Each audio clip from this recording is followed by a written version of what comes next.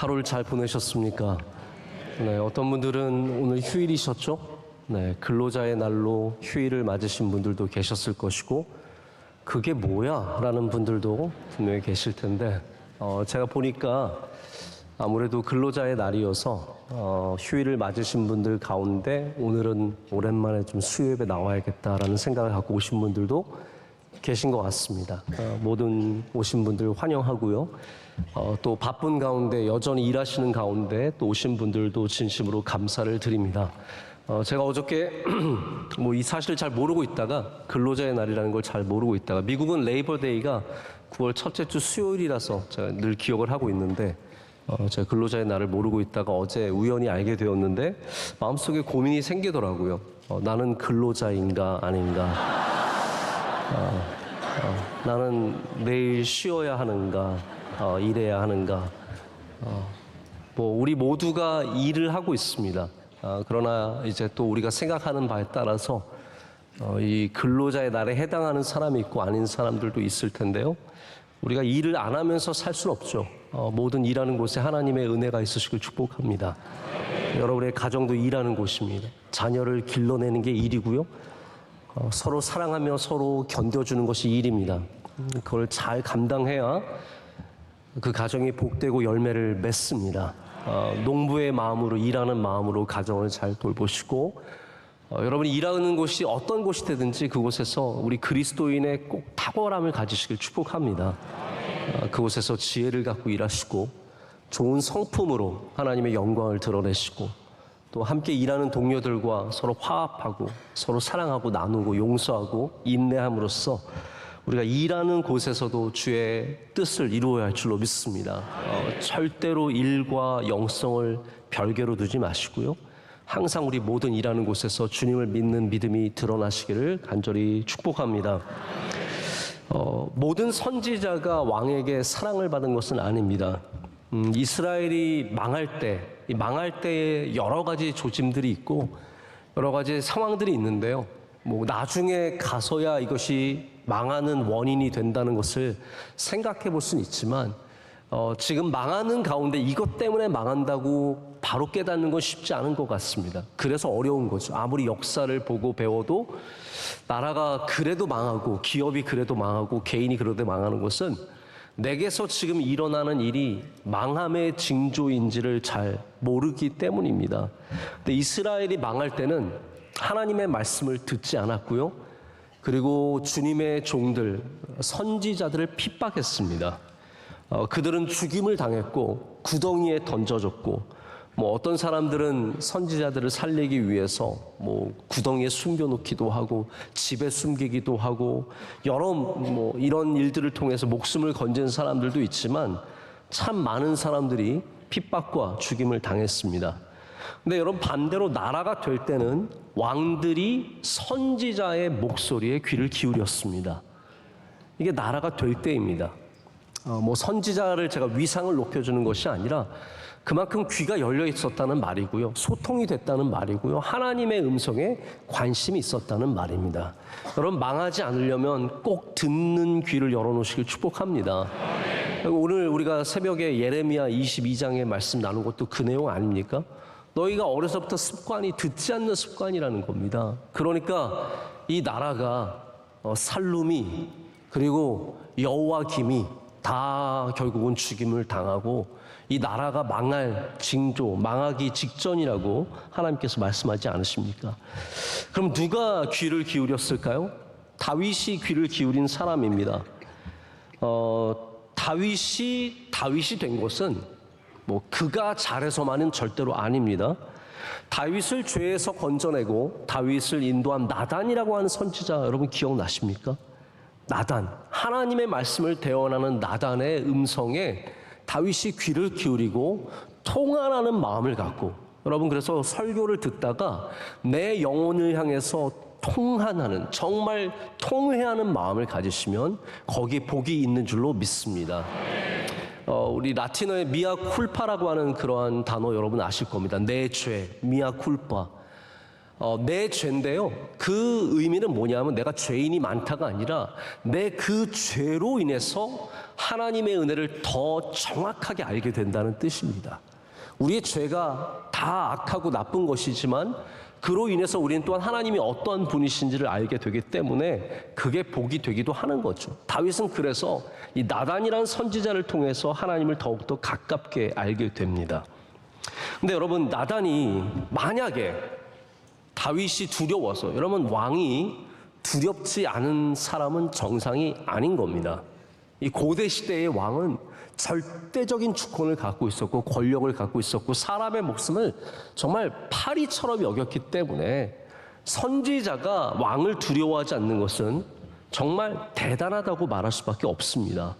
근데 만약에 나단이 하나님, 이거 하나님 주신 말씀이거든요. 너 가서 다윗에게 전하라는 거예요. 그러나 나단이 생각하기를 하나님, 저 이거 가면 이 이야기하면 분명히 저 죽일 것 같은데 저 안 하렵니다. 저는 그냥 얇고 길게 갈래요. 가늘고 길게 가겠습니다. 굵고 짧게 가는 건 저 그런 인생 별로 좋아하지 않습니다. 저는 길게 가고, 만약 그래서 하나님의 뜻을 전하지 않았더라면 다윗은 아마 우리가 알고 있는 다윗이 될 수 없었을 것입니다. 다윗에게 나단이 있었다면 느부갓네살에겐 다니엘이 있는 겁니다. 다니엘은 묵시록이고 동시에 묵시 문학이고 포로 문학이면서 동시에 또한 선지자가 나오는 선지서로도 분류가 됩니다. 저는 개인적으로 다니엘을 선지자라고 여겼던 마음이 별로 없었던 것 같아요. 다니엘은 늘 묵시에 관한 말씀이었는데 제가 오늘 말씀, 이 느부갓네살에게 다니엘이 담대하게 말씀을 전하는 걸 보면서 다니엘이 선지자구나. 할렐루야. 다니엘이 정말로 용기 있게 하나님의 말씀을 느부갓네살에게 가감없이 전하고 죽을 각오를 하는 이 모습을 보면서 이 사람이 정말 선지자구나라는 것을 생각해 보게 되었습니다. 다니엘이 누군가의 비위를 맞춰주고 아첨하고 아부해서 세계의 정권을 지나간 게 아닙니다. 세계의 국가를 지나간 게 아닙니다. 다윗은 단 한 번도 사람의 비위를 맞춘 적이 없습니다. 여러분, 앞으로도 하나님 믿으신 여러분이라면 우리가 모든 사람에게 잘해야 되지만 사람의 비위를 맞춰서 잘 될 생각은 일찍이 내려놓으시길 축복합니다. 내가 누구에게 잘 보여서 아첨해서 뭔가 잘해서 너 밥 먹어라, 밥 먹어야지 너 일하지 않겠니? 1등석 안 되겠니? 이게 안 되는 것처럼 아첨해서 잘할 생각은 내려놔야 된다는 거예요. 다니엘은 느부갓네살에게 잘 보일 마음이 요만큼도 없습니다. 그는 지금 담대하게 오직 하나님께서 주신 말씀만 가져가서 그대로를 전하고 오늘 27절에 이 하늘 같은 바벨론의 왕에게 충고하고 경고합니다. 27절에 다니엘이 뭐라고 이 해석을 다 해주는 다음에 뭐라고 말합니까? 제가 오늘 사실 4장 나머지 전체를 다 한꺼번에 다룰 겁니다. 시간으로 따지자면 이거 한 2-3시간 써야 하는 시간이지만 제가 4장을 이렇게 계속 묵상하면서 보니까 이거를 너무 반복해서 여러분과 나누면 여러분도 지치실 것 같아서 27절부터 오늘 하여튼 남아있는 4장의 내용을 다 다룰 텐데 27절이 너무나 중요한 말씀입니다. 한번 우리 다 같이 27절 말씀 함께 읽겠습니다. 그런즉 왕이여 내가 아뢰는 것을 받으시고 공의를 행함으로 죄를 사하고 가난한 자를 긍휼히 여김으로 죄악을 사하소서. 그리하시면 왕의 평안함이 혹시 장구하리이다 하니라. 아멘. 여러분, 우리는 당연히 왕이라면 느부갓네살이여 만세 할 거 아닙니까? 만세.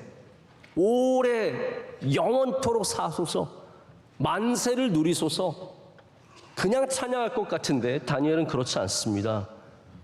당신 똑바로 서지 않으면 당신 금방 망합니다. 그러나 만약 하나님 앞에서 당신이 변화되어서 이 말씀을 받아들이고 당신이 정의롭게 행하고 가난한 자를 긍휼히 여기는, 다 이 바벨론에 반대되는 얘기들이거든요.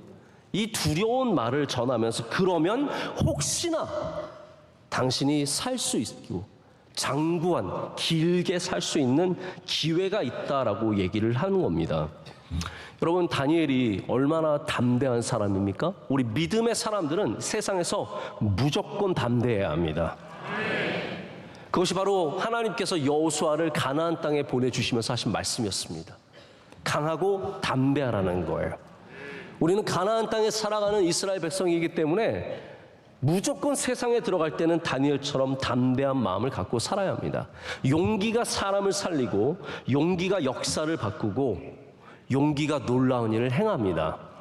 자, 이걸 여러분 오해하지 마십시오. 그냥 내가 하고 싶은 말 다 하는 게 용기라는 것은 절대로 아닙니다. 지금 여러분 다니엘이 이 말을 하고 싶었을까요? 아니면 할 때 이걸 해도 되나라는 마음을 가졌을까요?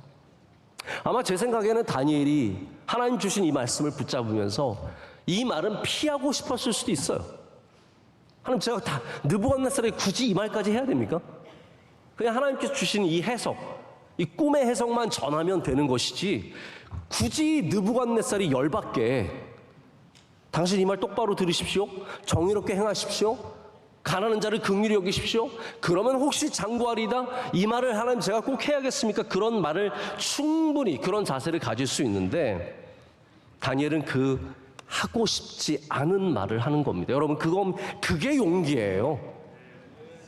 내가 하면 손해보는 말, 내가 하고 싶지 않은 말, 피하고 싶은 말을 하는 것이 용기이지, 이 사람한테 뭘 되게 얘기해주고 싶어서 하는 건 용기가 아닙니다. 그런 거 뭐라 그래요? 잔소리라고 하는 거예요. 잔소리를 용기와 헷갈리시면 안 됩니다. 저도 가끔 가다가 사람들 만나보면 뭐 가르쳐준다고 충고한다고 잔소리 하시는 분들이 계시고요, 정말로 저희에게 담대하게 가르칠 것을 가르치시는 분들이 계십니다. 뭐가 용기인지 분별하셔야 돼요. 들어보면 그게 잔소리인지 용기인지 알 수 있습니다. 제가 예전에 새노래에서 목회할 때, 저는 아직도 그때 사건이 너무 기억이 나는데, 제가 그 당시만 해도 뭐 제가 섬기던 교회가 크지도 않고 해서 저는 예배를 마치고 나가시는 성도들한테 인사를 했어요. 위층의 분들은 인사 못하지만 그래도 밑에 층의 분들은 나가실 때 인사를 하는데, 외국에 사시는 한 어떤 목사님이, 뭐 우리 잘 아시는 목사님이에요. 저도 잘 알고, 저희 교회를 놀러 오셨어요. 한번 구경 오신 거예요. 얘 잘하나 못하나 한번 보자. 오셔가지고 제가 이렇게 인사를 하니까 나한테 그러시는 거예요. 아, 김하나 목사, 성도들한테 그렇게 웃으면서 인사하면 안 돼. 저 왜요? 그랬더니 안 웃으면서 인사할 때 시험 들어. 그럼 계속 웃으면서 인사하면 되는 거 아니에요? 제가 들으면서 이거는 무슨 말씀인가? 아무리 선배님이시고 귀한 목사님이지만 제가 들을 때 이 마음속에, 물론 제가 겸손하지 않아서 그런 것도 있지만 이거는 충고라기보다는 무슨 말씀인지 제가 받아들이기가 참 어렵다는 생각을 가졌어요. 그분이 뭐 목회를 하시는 분도 아니고 그냥 이렇게 말씀하시는데 제가 굉장히 마음이 어려웠던 기억이 납니다. 여러분, 우리가 정말 삶에 바꿔야 하는 것들, 잘못된 것들, 그런 것들을 들을 수 있는 귀가 있고 그것을 말해줄 수 있는 사람이 있다면 그건 복입니다. 그러나 반대로 여러분이 용기가 있다고 하면서 잔소리만 하고 그냥 하고 싶은 말만 하고 내 눈에 거슬리는 거 그냥 그거에 대해서만 얘기한다면 그거는 차라리 안 하니만 못한 말이 될 수도 있습니다. 다니엘이 무슨 자기가 영웅이라고 지금 왕에게 이런 얘기를 하겠습니까? 사실 나단도 아까 말씀드렸다시피 자기가 하고 싶은 말을 한 게 아니에요. 하나님께서 시키셨기 때문에 죽을 각오를 갖고 목숨을 걸고 얘기하는 거죠. 다니엘도 지금 마찬가지입니다. 근데 이 말씀을 느부갓네살이 들을까요? 안 들을까요? 자, 이게 중요한 겁니다. 제가 짐작해 보건대 느부갓네살은 이 말씀을 들었지만 듣지 않았습니다. 왜냐하면 28절부터 어떤 말씀이 시작이 되냐 하면 느부갓네살이 12개월 후에 사건이 일어나는 얘기가 나옵니다. 나 느부갓네살이 얘기를 하면서 12개월 후에 지붕을 거닐면서 바벨론 도시를 본 거죠. 바벨로니아를 보면서 이 아름다운 도시, 이 멋진 시설들, 이 어마어마한 규모의 건물들과 이 수많은 사람들과 잘 정비된 도로와 상수도와 하수도와 이 모든 것을 보라. 이거 내가 지은 거 아니냐라고 할 때 그때 하나님께서 그에게 짐승의 영을 주시는 거예요.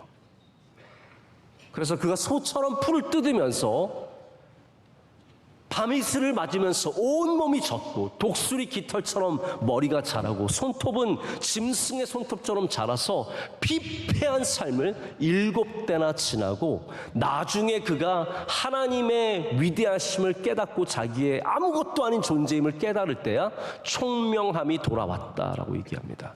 이 말은 다시 말하자면 다니엘이 이렇게 정성을 들여서 말했던 것을 12개월 동안이나 듣지 않았다는 겁니다. 여러분, 우리는 12개월의 시간이 있을까요? 장담할 수 없습니다. 하나님께서 여러분에게 12개월의 시간을 주실지, 한 달의 시간을 주실지, 일주일의 시간을 주실지 우리는 아무도 알 수 없습니다. 오늘 이 말씀을 받으시고 이 말씀대로 주님 앞에 우리의 삶을 변화되고, 할렐루야, 주님 기뻐하신 삶으로 오늘 이 시간 바꾸신 은혜가 있으시기 축복합니다. 세 가지를 말합니다. 27절에 세 가지를 말하죠. 첫 번째는 받으라고 말합니다. 이것을 받으십시오. 이 말씀을 받으십시오. 하나님의 말씀을 받으십시오. 아멘. 하나님의 말씀을 받으십시오. 오늘 여러분이 이 말씀을 받으셔야 합니다. 자, 어제도 새벽 예배 가운데 마음밭에 대한 말씀을 드렸습니다. 두 가지 능력이 있습니다. 씨앗의 능력이 있고 밭의 능력이 있습니다. 이 두 가지가, 이 두 개의 능력이 하나가 될 때 30배, 60배, 100배의 열매가 맺히는 거죠. 우리는 씨앗, 하나님의 능력 없이는 아무것도 할 수 없는 존재예요. 그러나 동시에 하나님은 우리로 알고 우리의 마음밭이 어떠냐에 따라서 열매가 맺힐 수도 있고 생기다가 말 수도 있고 바로 다 빼앗길 수도 있는 그러한 존재라고 말씀해 주시는 겁니다. 여러분의 마음밭이 귀한 줄로 믿습니다. 그렇기 때문에 받아들이는 사람은 복이 있습니다. 오늘 이 말씀을 나의 말씀으로 받아들이고, 느부갓네살에게 주시는 말씀이 아니라 이 바벨론에 살아가는 나의 것을 보면서 나 괜찮은 사람이라고 생각하는 나에게 주시는 말씀이라고 받아들이면 여러분 복이 있습니다. 왕은 말씀을 받아들이는 자세가 부족할 수밖에 없습니다. 그렇지 않습니까? 왜 그렇습니까? 이 사람은 항상 말하는 사람이에요.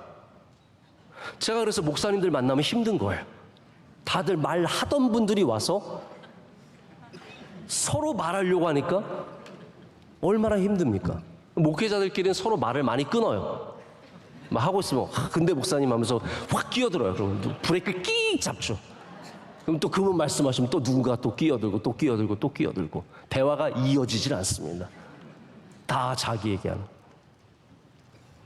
왕은 말하는 것이 익숙하고 명령하는 것이 익숙하고 심판하는 것이 익숙합니다. 이 모든 것이 하나님께서 지금 느부갓네살에게 행하시는 거예요. 하나님께서 그렇기 때문에 느부갓네살에게 말씀하시고 그를 심판하시고 그를 가르치시는 겁니다. 여러분 뭐가 익숙하십니까? 듣는 게 익숙한 사람이 복이 있습니다. 하나님 저 어디 높은 자리에 올라가서 좀 명령하면서 살게 해주세요. 하나님께서는 듣는 자가 복되게 만드셨습니다.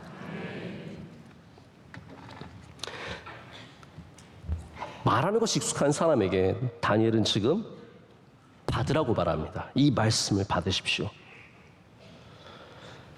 지금 느부갓네살은 들어야 했고요. 하나님이 명령하신, 그가 명령했는데 이제는 하나님이 명령하셔서 저 나무를 베라고 하셨어요. 하나님의 명령을 따라야 하는 입장이고요. 그리고 마침내는 심판을 받아야 하는 입장입니다. 근데 이 말씀을 받아들이는 것이 복된 삶으로 나가는 첫 발걸음을 꼭 기억하셔야 됩니다. 여러분 아시죠? 중독자들의 모임이라는 게 있습니다. 알코홀릭 어나니머스라고 해서 AA라고 부르는데 벌써 이미 오래전이에요. 제가 알기로 한 1930 몇 년도에 만들어진 조직이고 두 분의 남자가 한 명은 의사고 한 명은 사업가인데 이분들이 주변의 알코올 중독자들을 보면서 안 되겠다. 이들을 위한 뭔가를 만들어야겠다라고 해서 뭐 의사가 개입하는 것이 아니라 프로그램을 만들었습니다. 보통 우리가 12단계라고 하는 굉장히 잘 알려진 프로그램이거든요. 그 단계를 통해서 이들이 중요한 건 이거, 핵심은 이거예요. 알코올이든 도박이든 무슨 중독이든 간에 이분들이 얘기하는 것은 네 자신을 믿지 말라는 거예요.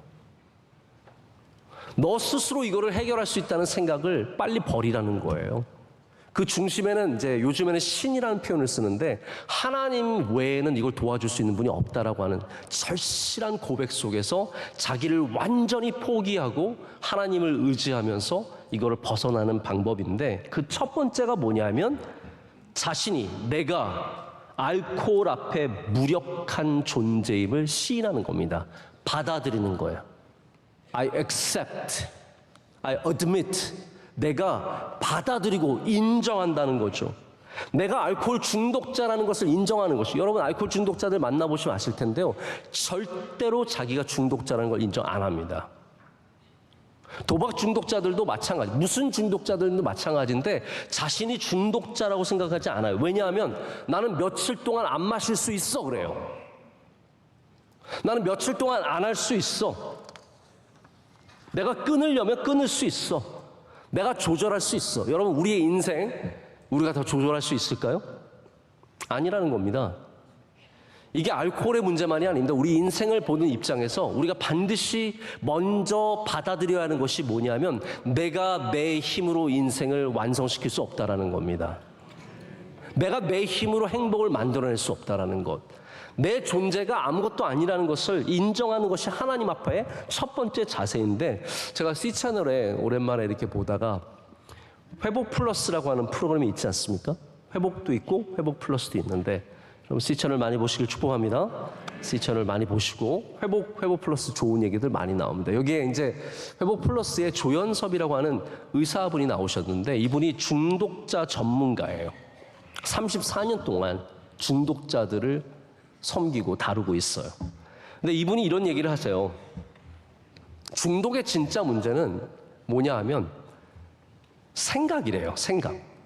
그러니까 지금 먹고 있느냐가 아니라 생각이라는 거예요. 그러니까 사람들이 일주일 동안 술 안 마시면 이거 보세요. 저 중독 아닙니다 하는데 중독자들의 머리엔 뭐가 있냐면 다음 주엔 꼭 술 마셔야지. 집에 가면 냉장고 열어서 빨리 그 차가운 맥주를 착 열고 마셔야지. 친구 만나면 소주 짠 해가지고 제가 너무 흉내를 잘 내서 죄송한데 마셔야지. 이거 생각을 그게 사로잡혀 있으면 이미 중독이라는 거예요. 게임 중독 그런 거 아닙니까? 게임 중독이 저 게임 지금 안 하고 있는데 오늘 어제도 안 했고 오늘도 안 했어요. 머릿속에 게임만 있어. 그 작전을 그렇게 짜가지고 거기서 죽여가지고 거기서 이렇게 해가지고 이렇게 해야 되는데 이게 사실은 중독이라는 거죠. 느부갓네살은 중독자입니다. 어떻습니까? 그는 권력에 중독되어 있고 교만에 중독되어 있고 모든 것이 자기 위주로 돌아가는 것에 중독되어 있는 힘과 물질과 능력과 권세에 중독되어 있는 사람입니다. 그래서 그는 하나님이 이 모든 일을 하신다는 것을 받아들일 수가 없는 겁니다. 여러분 오늘 이 시간 여러분이 일에 중독되어 있든지 쾌락에 중독되어 있든지 모든 것에 어느 것에 중독되어 있든지 내가 이 모든 것의 주인이 아니라 하나님이 나의 삶과 모든 것의 주인임을 고백하시길 축복합니다. 받아들여야 합니다. 느부갓네살의 착각을 버리고 하나님께서 지금도 온 세상을 다스리고 계심을 분명히 인정하고 나의 삶의 주권이 하나님께 있음을 인정하고 나의 가정의 주권이 하나님께 있음을 인정하고 이 아이가 내 아이가 아니라 하나님의 자녀임을 인정하고 우리가 그 인정 속에서 회복의 은혜를 얻게 된다는 겁니다. 두 번째는 공의를 행함으로 죄를 사하라라고 말합니다. 하나님께서 왕을 세우시든 지도자를 세우시든 또한 패하시든 하나님의 손에 두고 계실 때 지도자가 가장 두려워해야 하는 것이 뭐냐면 하나님의 정의를 훼손하는 일입니다.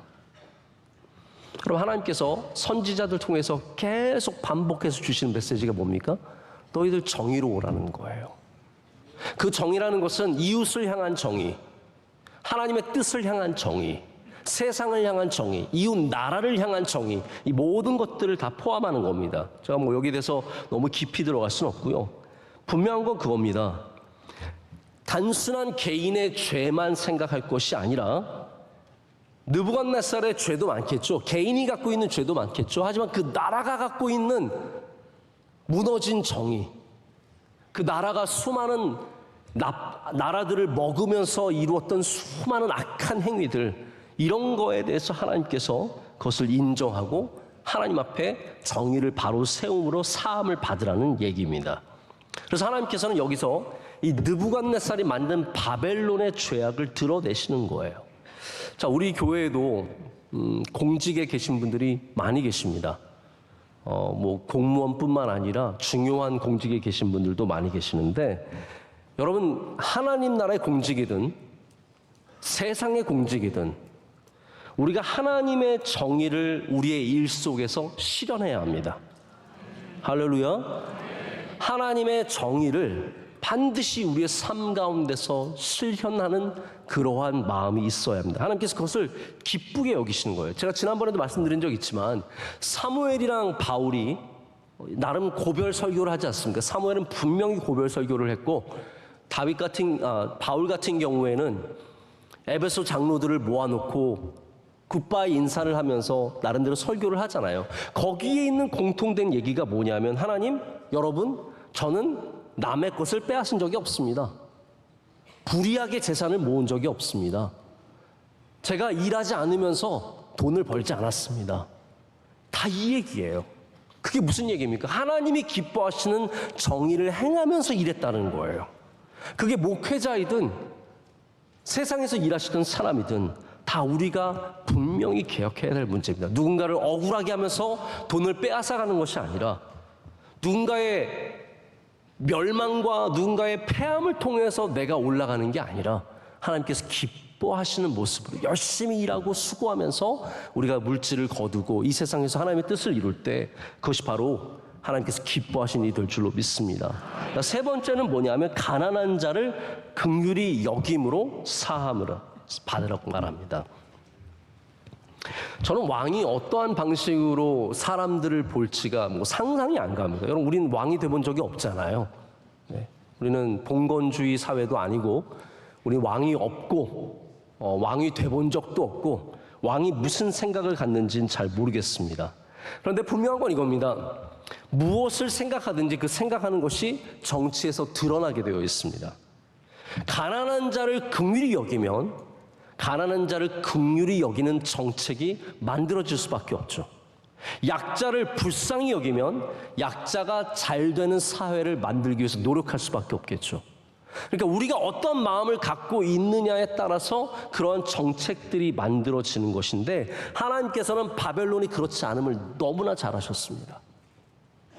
바벨론은 가난한 자들이 굶어 죽어가는 나라였고, 사람들이 고난을 당하고 핍박을 당하고 어려움을 당해도 그들을 구제해 줄 만한 법, 제도 자체가 없었던 겁니다. 여러분, 하나님의 법칙이 무엇입니까? 율법을 보십시오.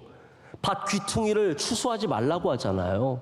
거기는 고아와 과부와 나그네를 위해서 이게 하나님의 정의예요. 가난한 자, 왜냐하면 하나님은 그들이 마음에 늘 있으니까 추수할 때도 이 주인만 생각하시는 것이 아니라 가난한 자를 생각하시는 거예요. 할렐루야. 그게 하나님의 마음 아니겠습니까? 그 마음이 없으면 절대로 그런 정책이, 율법이 하나님에게서 나올 수가 없는 거죠. 그러니까 하나님은 늘 가난한 자를 불쌍히 여기시니까, 고아와 과부를, 나그네를 불쌍히 여기시니까 그들을 향한 율법이 계속 나오는 거예요. 구체적으로 나옵니다. 떨어진 이삭을 줍지 말아라. 그럼 이거 얼마나 다 귀한 하나님의 은혜의 모습입니까? 우리가 어떠한 자리에 있든지 이런 하나님의 모습을 꼭 닮아가야 합니다. 그럼 부자 나라가 돈이 많은 나라만을 말하진 않는 것 같습니다. 심지어 가난한 나라에도 부자들은 많이 있어요.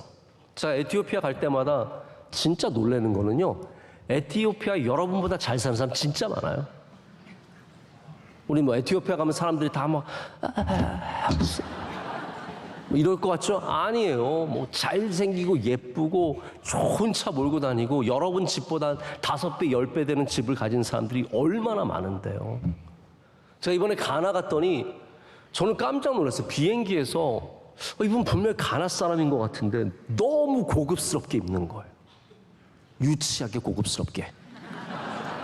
막 명품으로 막 도배를 하고 막 반지를 막 몇 개를 끼고 시계 차고 팔찌 차고 금리 뭐 출렁출렁거리게 하고 막 루이똥을 그냥 몇 개나 들고 다니면서 막 몇 개나 끌고 다니면서 남편이랑 아내랑 둘이서 그거 보면서 야, 가나 내가 아는 그런 아프리카 나라가 아니라는. 내려보니까 또 가난해요. 또 가다 보니까 좋은 집들은 또 얼마나 좋은지. 그럼 부자들이 보이면 부자 나라입니까? 혹은 뭐 GDP, GNP가 높으면 부자 나라입니까? 미국 같은 경우에 저는 요즘에 미국이 참 걱정이 많이 됩니다. 우리나라 걱정을 더 많이 해야 되는데 미국 걱정이 요즘 많이 돼요. 얘기를 들어보면 미국이 지금 홈리스 때문에 난리도 아닙니다. 서부 같은 경우에는 홈리스들이 도로를 점령하고 있고 소위 뭐 진보 좌파들이 홈리스들 건들지 말라고, 그들 건들면 안 된다고 해서 그들을 가만히 놔두는 정책을 펼치다가 결국 홈리스들이 도로를 점령해 보니까 장사는 안 되고 도시는 완전히 폐허되가 사람들이 들어가지도 않고 완전히 지금 엉망진창으로 돌아가고 있습니다. 홈리스의 문제는 사실 약간 복잡하죠. 개인의 어떤 문제, 어떤 사람들은 마약, 어떤 사람들은 실패, 이러한 문제와 사회 시스템의 문제가 복합적으로 나타나는 게 홈리스인데, 여러분 이 나라가 가난합니까? 가난하지 않거든요. 여러분 이 세상의 문제가 이렇게 절대로 쉽지 않습니다. 부자들이 있고 가난한 사람들이 있고, 부자 나라에도 가난한 사람이 있고 가난한 나라에도 부자들이 있어요. 중요한 건 무엇입니까? 우리 그리스도인들이 어느 나라에 살던, 우리가 돈이 얼마나 많든 우리는 항상 약자들을 향한 마음을 가져야 된다는 거. 이게 중요한 이야기입니다. 우리가 아무리 부자 나라라도 우리는 여전히 약자들에서 관심을 가져야 하고 그들을 불쌍히 여길 수, 불쌍히 여긴다는 말이 하찮게 여긴다는 말이 아닙니다. 귀하게 여기는 불쌍한 마음, 그 마음이 있어야 하고, 우리가 가난한 나라라도 여전히 어려운 사람들을 불쌍히 여기는 마음이 함께 있어야 합니다. 제가 소저너스를 창립한 짐 월리스 목사님과 가깝게 지냈는데 그분이 여러 책을 쓰셨는데 제가 가장 도전받았던 얘기 중에 하나가 이거예요. 정부를 판단할 때 어떻게 판단하냐. 정부만이 아닐 거라고 생각해요. 가계부도 마찬가지고 교회도 마찬가지입니다. 저는 교회 저희 예산과 정책에 제가 늘 관심을 갖는 부분이 이거예요. 정부는 돈을 어디에 쓰느냐로 판단할 수 있다는 겁니다. 저는 굉장히 중요한 얘기라고 생각합니다. 정부의 윤리 지표가 어디 있느냐? 이 정부가 돈을 어디에 가장 많이 쓰고 있느냐? 전쟁에 가장 많은 돈을 쓰고 있느냐? 아이들을 향해서 돈을 쓰고 있느냐? 미래를 향해서 돈을 쓰고 있느냐? 이게 다 우리나라의 정책의 문제이고 윤리의 문제입니다. 그럼 교회도 마찬가지 아니겠습니까? 명성교회가 몇 명 모이느냐도 중요한데요. 명성교회가 돈을 어디다 쓰느냐도 중요한 겁니다. 우리는 선교에 써야죠. 할렐루야. 구제에 써야죠. 다음 세대를 위해서 써야죠. 예배를 위해서 써야죠. 그러나 반대로 안 써야 될 것은 쓰지 말아야죠. 그게 교회의 윤리의 지표이며 우리 교회가 어떤 교회인지 보여주는 정체성이에요. 개인도 마찬가지입니다. 여러분 돈 벌면 어디다 쓰고 싶으세요? 뭐 젊은 사람들은 다 뻔하죠. 젊은 사람들은 다 차 사고 싶어 하고, 그리고 가정을 이루신 분들은 다 집 사고 싶어 하고, 더 큰 집으로 가고 싶어 하고. 여러분 그리스도인으로서 바른 곳에 쓰시길 축복합니다. 그게 여러분의 그리스도인의 정체성이 되는 겁니다. 느부갓네살이 가난한 사람에게 관심이 있었을까요? 없었다는 겁니다. 그들을 보지도 않았고 찾지도 않았고 그들을 향한 정책도 없었고 아무것도 없어. 실종됐어요. 근데 하나님이 그것을 불의하게 여기시는 겁니다. 가난한 자를 돌보면, 여러분 이거는 정말 귀한 말씀이에요. 가난한 자를 불쌍히 여기면 복을 받습니다. 이거는 하나님의 법칙이에요. 하나님의 뜻이에요. 우리 명성교회가 어려운 교회들에 관심을 가지면 하나님께서 우리 교회를 기뻐해 주시는 겁니다. 여러분이 어려운 사람들에게 관심을 가지면 하나님께서 그것을 의롭게 보시고 여러분의 죄를 사해 주신다는 거예요. 바벨론은 부자들의 나라고 가난한 사람은 다 소모품입니다. 노예들 뭐 죽으면 갖다 묻어버리면 끝이에요. 이름도 묻지 않습니다. 어떻게 죽었는지 따지지도 않습니다. 가족에게 알려주지도 않습니다. 죽으면 그냥 죽는 겁니다. 다니엘도 죽으면 죽는 거예요. 이 포로 출신이 뭐가 중요하겠습니까? 모두가 소모품이고 액세서리예요. 근데 하나님께서는 그들을 향한 너의 태도가 바뀌어야 내가 너에게 복을 주겠다고 말씀하시는 겁니다. 여러분 어떤 누구도 소모품으로 여기지 마십시오. 식당에 가시면 종업원에게 잘해주시고, 할렐루야. 제가 어떤 젊은 분과 함께 식사를 하는데 제가 잘 아는 친구예요. 제가 이 친구가 늘 종업원에게 좀 막대해요. 제가 봐도 별로 뭐 이렇게 썩 잘해주고 싶은 마음이 없어요. 근데 우리 목사들은 안 그렇거든요. 늘 앞에서 식탁에서 누가 목사님 그러니까 저희들은 종업원에게 굉장히 잘합니다. 음식도 늘 저한테 주세요 이렇게 놓고, 뭐 오시면 막 자리 피해드리고 뭐 또 필요하면 또 팁도 드리고 그러는데, 그래서 이분과 식사를 하다가 하도 그러길래 제가 좀 친한 사람이라서 왜 종업원한테 이렇게 딱딱하게 말하냐 했더니 내 돈 주고 내가 밥 먹는데 무슨 상관이에요? 그러는 거예요.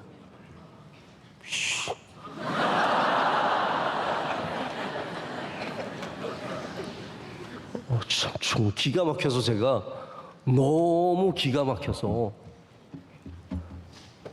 여러분 연세가 어떠신 간에 종업원한테 너무 쉽게 반말하지 마시고요. 일하는 사람들에게 너무 쉽게 말씀하지 마시고요. 여러분이 소모품처럼 여기는 이 가난한 자가 상징하는 게 얼마나 많습니까? 나에게 아무것도 아닌 존재들, 나와 아무 상관없는 존재들이에요. 가난한 사람이 여러분과 무슨 상관이에요? 세상의 고아들이 여러분과 무슨 상관입니까? 우리나라의 다문화 가정에서 뭔가 소외된 사람이 여러분과 무슨 상관입니까? 근데 하나님은 다 상관이 있다고 말씀하시는 거예요. 그들에게 잘할 때 여러분이 복을 받습니다. 여러분의 자녀들이 복을 받습니다. 이거는 확실합니다. 우리 원로 목사님은요, 이거 언제 다 얘기하려고 이걸 시작했는지 모르겠는데, 우리 원로 목사님은 밖에 나가서 전혀 모르는 사람들한테 굉장히 잘하십니다. 아는 사람들한테는 대충 하시는데 모르는 사람들한테는 정말 잘하십니다. 식사 장소에서 누가 차를 받으면 그분에게 잘해주십니다. 누가 식사를 가지고 와서 나르고 있으면 잘해주십니다. 우리 힘들게 하는 사람들한테도 잘해주십니다. 막 윗집에, 좀 말씀드리기가 죄송하지만 알코올 중독 여자분이 사셨어요. 이분이 자꾸 내려와서 발로 우리 집을 차고 힘들게 했어요. 저는 너무 기가 막혀서, 뭐 저희도 몰라요. 김하나 나오라 그래 막 그러고 술 취하고서 와서 별의별 얘기를 다 하시고, 필사리도 오라 그래 막 그러고 막 정말 그런 분이 계셨어요. 저는 너무 기가 막혀서, 저는 또 이게 어린 마음에 막 뭐 이런 사람이 다 싸우려고 그러는데 저희 아버지가 그럼 안 된다 괜찮다 그 문을 두드리고 그런 걸 그냥 다 참고 사셨어요. 가난한 사람 얘기하다 여기까지 왔는데, 여러분 이웃을 대하는 태도가 귀합니다. 하나님께서 그것을 보십니다. 바벨론은 얼마나 악하게 이웃을 대했습니까? 가서 쳐 죽이고 그들의 것을 다 빼앗아가고 다 불사르고 다 죽이고, 하나님께서 그것을 기쁘게 여기지 않으시는 거죠. 그래서 느부갓네살이 결국 하나님께 훈련을 받습니다. 이제 4장은 느부갓네살이 고백하는 자기 이야기인데요. 28절부터 자기 이야기를 합니다. 또 12달을 하나님께서 기다리셨다가 하나님께서 회복을 기다리셨던 것 같아요. 느부갓네살이 돌아오기를. 지금 여기 중요한 말씀을 전해줬잖아요. 받아들여라. 정의를 이루어라. 가난한 자를 향해서 태도를 바꿔라. 근데 이거를 12달 동안 묵혀놓는 겁니다. 아마 제 생각엔 그런 마음인 것 같아요. 여러분 그런 거 아세요? 이게 약 먹다가 좋아지면 약 드세요? 안 드세요? 안 먹죠? 사람들이 다 그래요. 약 먹다가 좀 괜찮은 것 같으면 약 안 먹어요. 저희 집에도 그래서 먹다 안 먹은 약이 이만큼 쌓였어. 기도하다가 조금 나아지면 기도 안 하죠.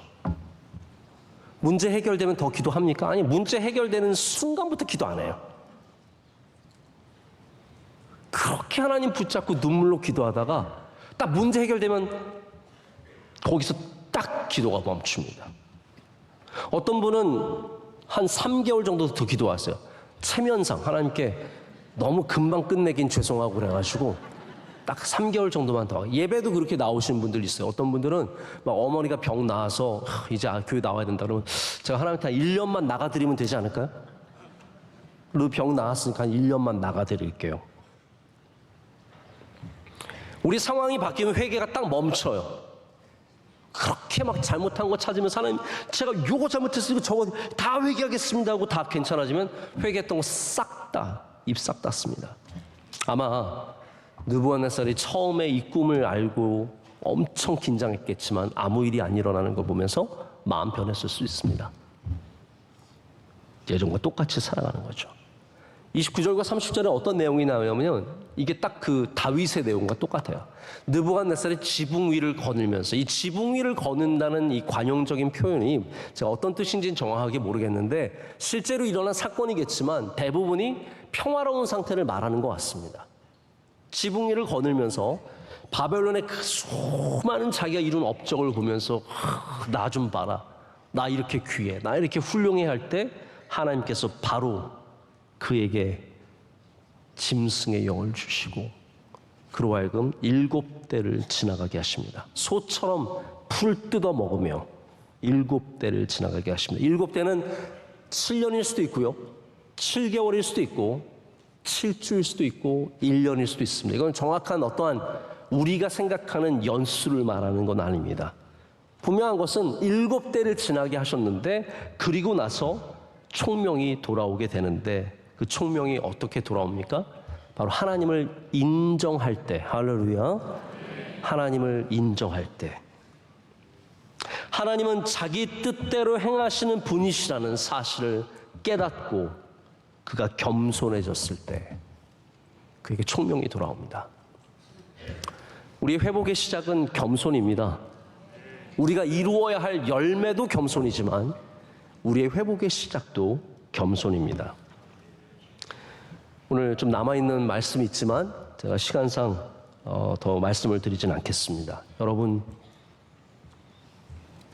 하나님의 말씀을 안 될 때만 긴장하면서 듣지 마시고요.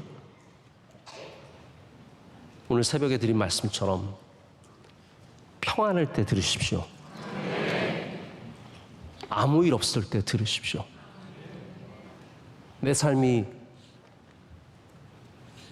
바다처럼 고요한 바다처럼 조용하고 잔잔한 물결이 이를 때 하나님의 말씀을 귀하게 여기시고 주님의 말씀에 귀를 기울이시면